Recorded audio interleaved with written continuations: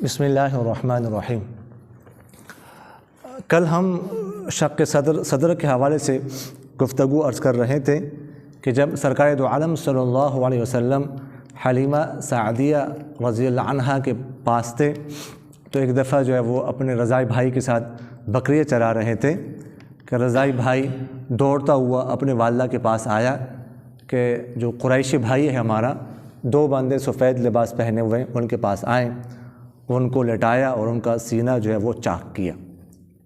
تو خیر وہ ہم نے عرض کیا کہ وہ ان کے والدہ حلیمہ اور اسی طرح ان کے شوہر حارث بھاگتے ہوئے گئے، دیکھا حضور اقدس صلی اللہ علیہ وسلم کھڑے ہیں اور جو چہرے کی رنگت ہے وہ متغیر ہے۔ یہ پہلا واقعہ تھا۔ جبرائیل علیہ السلام اور میکائیل علیہ السلام دونوں تشریف لائے تھے، اور جیسے ہم نے تفصیل سے جو ہے وہ عرض کیا کہ ایک سونے کا برتن تھا، تشت، اس میں برف تھی، تو آپ صلی اللہ علیہ وسلم کا دل مبارک باہر نکالا، اس کے بعد ایک دو ٹکڑے تھے سیاہ رنگ کے، انہوں نے پھینک دیے، اس کے بعد اس دل کو برف کے ساتھ دھویا۔ اس وقت تقریباً آپ صلی اللہ علیہ وسلم کی عمر مبارک 4 سال تھی۔ یہ پہلا واقعہ تھا۔ اچھا، یہ ایسا کیوں کیا گیا اور کیوں ایک دو ٹکڑے کیا تھے، وہ کیا نکالے گئے، اس میں کیا حکمت تھی؟ تو سیرت نگار فرماتے ہیں کہ اصل میں وہ ایک دو مادے تھے، وہ گناہ اور معصیت کے مادے تھے، وہ آپ صلی اللہ علیہ وسلم کے دل سے نکالے گئے اور آپ صلی اللہ علیہ وسلم کے دل کو پاک کر دیا گیا۔ اچھا، برف کے ساتھ دھویا گیا، اس کی وجہ کیا تھی؟ وجہ یہ تھی کہ دیکھیے گا، گناہ جو ہوتا ہے نا، معصیت جو ہوتی ہے، اس کے مزاج میں گرمی ہے۔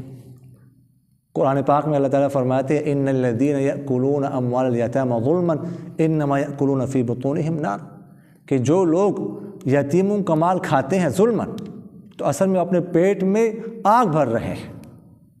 تو گناہ اگرچہ جتنا بھی ٹھنڈا کیوں نہ ہو، لیکن اصل جو اس کا اثر ہے قیامت میں وہ گرمی ہی ہے، تو اس لیے برف کے ساتھ جو ہے اس کو دھویا گیا، یہ وجہ تھی۔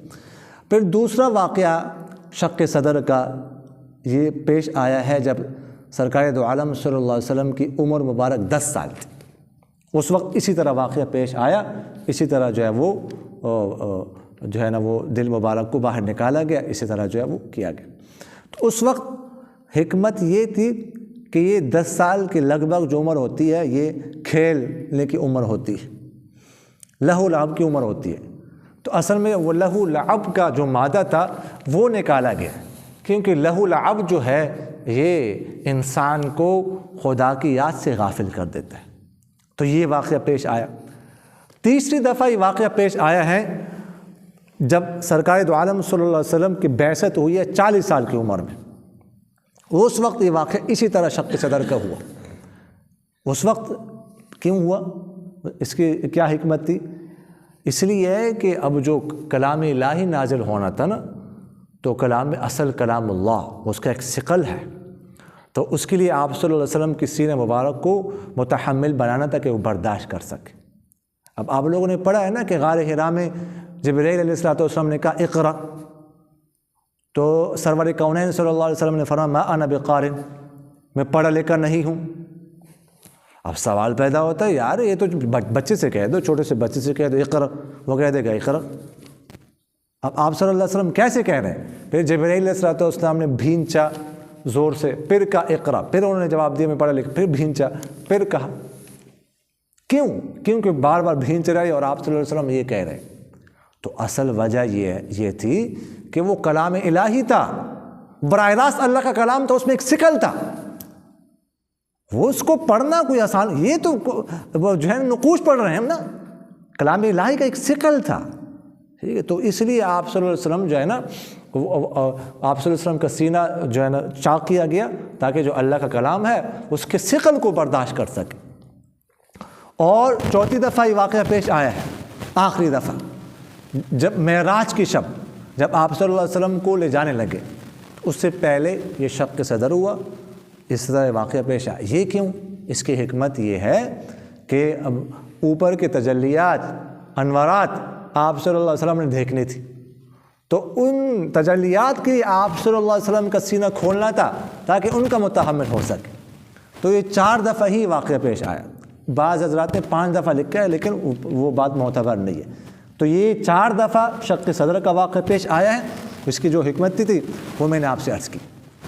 اچھا اب اس پر بعض حضرات نے اعتراضات کیے. پہلے زمانے میں خیر اعتراض بنتا کچھ نہ کوئی، ویسے تو بنتا ہی نہیں تھا. جب حدیث میں آیا ہے، بخاری شریف میں ہے، مسلم شریف میں ہے، تو اعتراض بنتا ہی نہیں. لیکن بعض حضرات نے جو اعتراض کرنے والے میں نے اعتراض کیا ہے. انہوں نے یہ لکھا ہے کہ یہ کیسے ہو سکتا ہے جی، دل کو باہر نکالا جائے، اس کو دھویا جائے، پھر اس کو بند کیا جائے، پھر بھی بندہ زندہ رہے. تو 1-2 صدی پہلے تو یہ اعتراض کچھ نہ کچھ شاید عقل مانتا ہو. آج کل تو اوپن سرجری ہوتی ہے، ٹھیک ہے، دل کو باہر نکالا جاتا ہے، ادھر رکھا جاتا ہے، یہ سارا سسٹم چل رہا ہوتا ہے، اس کے بعد پھر اپنی جگہ پہ رکھ دیا جاتا ہے. اس سے بہتر طریقے سے انسان زندگی گزارتا ہے. تو اعتراض بنتا ہی نہیں. اچھا یعنی اب اس کا ایک مشہور قول ہے نیوٹن کا.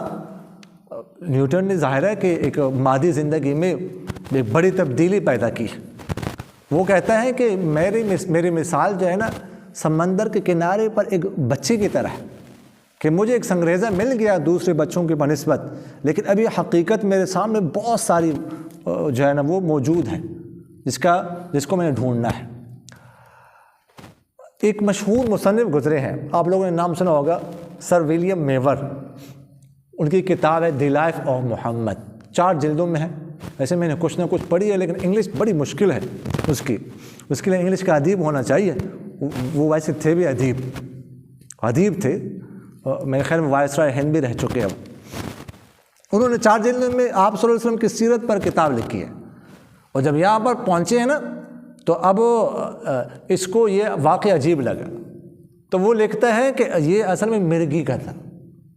مرغی آئی تھی، بس جب مرغی انسان پر آتی ہے تو اس طرح کی حرکتیں ہو جاتی ہیں. ہم دیکھیں ٹھیک ہے، محقق وہ گزرے ہیں، ایز ایک ریسرچر ہم ان کا احترام بھی کرتے ہیں، کرنا بھی چاہیے، ٹھیک ہے. لیکن اس طرح کی یعنی عجیب سے عقل سے بھی دور بات انہوں نے لکھی. جس پر مرغی آتی ہے، جو مرغی کا مریض ہوتا ہے، وہ اس طرح کی باتیں کرتا ہے. یعنی آپ صلی اللہ علیہ وسلم کے ہر قول اور فعل سے تحقیق جھلک رہی ہے، اور اس طرح وہ کہہ رہا کہ مرغی تھی. اچھا بعض حضرات نے کہا ہے کہ خواب میں واقعہ پیش آیا، بالکل غلط بات، ٹھیک. اچھا بعض حضرات نے کہا ہے کہ یہ شق صدر نہیں تھا، یہ شر صدر تھا، سینہ کھول دیا تھا بس. او بھائی جب یہ شر صدر تھا تو پھر یہ معجزہ کیسی ہوا نبی کا؟ شر صدر تو ابوبکر صدیق سے لے کر آج تک ہر کسی، مجھے بھی ہو سکتا ہے، آپ کو بھی ہو سکتا ہے، کسی کو بھی شر صدر ہو سکتا ہے. تو پھر نبی اور غیر نبی میں فرق کیا رہا؟ تو یہ شق صدر ہی تھا، اسی لیے تو اس کو معجزہ کہا جاتا ہے.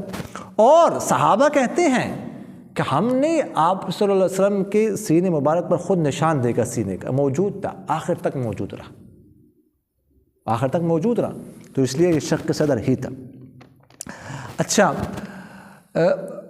ایک بات ہم نے شروع میں عرض کی تھی، جب آپ صلی اللہ علیہ وسلم کی ولادت بسعادت کے حوالے سے ہم گفتگو عرض کر رہے تھے کہ جب آپ صلی اللہ علیہ وسلم پیدا ہوئے نا تو مہر نبوت 2 کندھوں کے درمیان پیچھے سے لگی ہوئی تھی.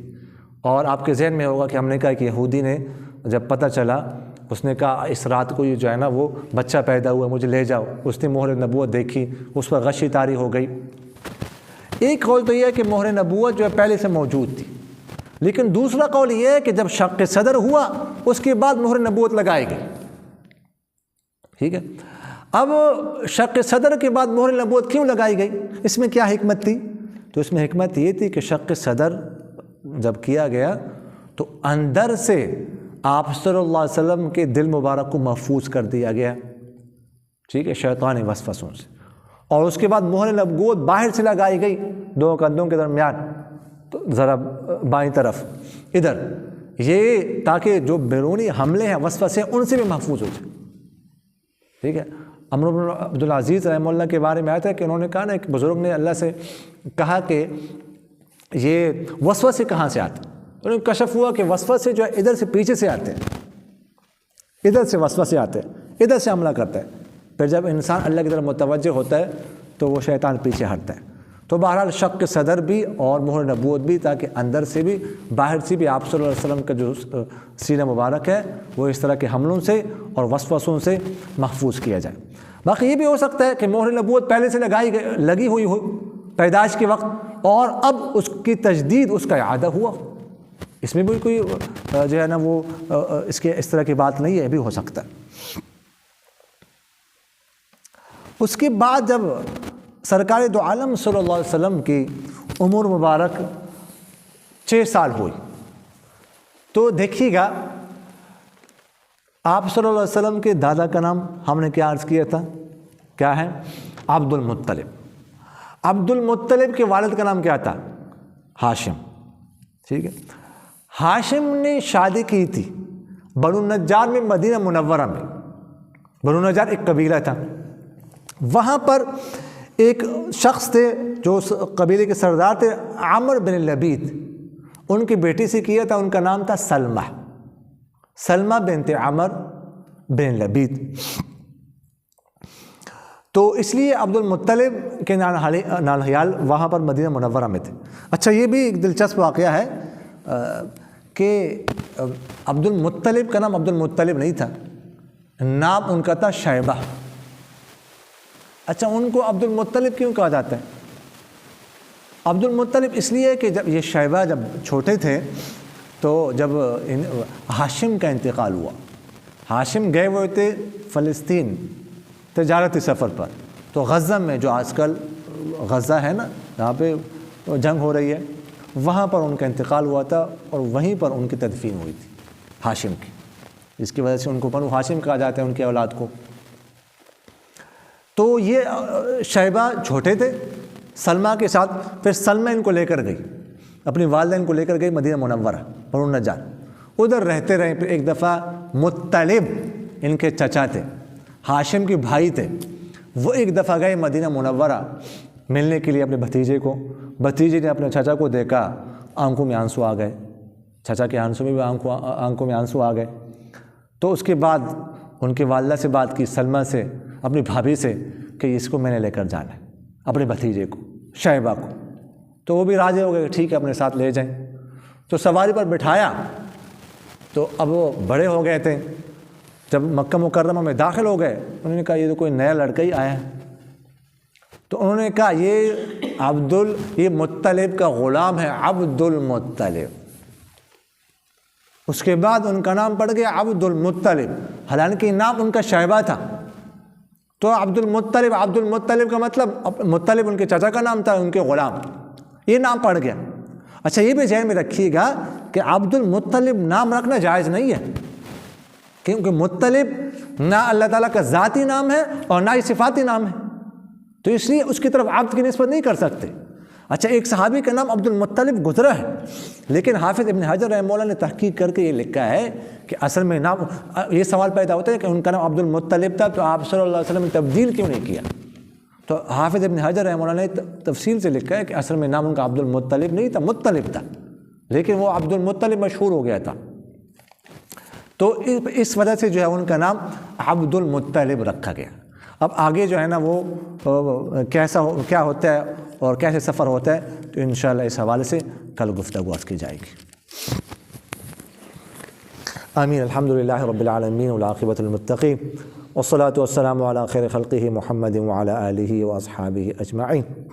اللہم لک الحمد کلہ ولک الشکر کلہ ولک الملک کلہ ولک الخلق کلہ بیدک الخیر کلہ وإلیک یرجع الامر کلہ نسألک الخیر کلہ ونعوذ بک من الشر کلہ۔ سبحان ربک رب العزة عما یصفون وسلام علی المرسلین والحمد للہ رب العالمین۔ آمین یا رب العالمین برحمتک یا ارحم الراحمین۔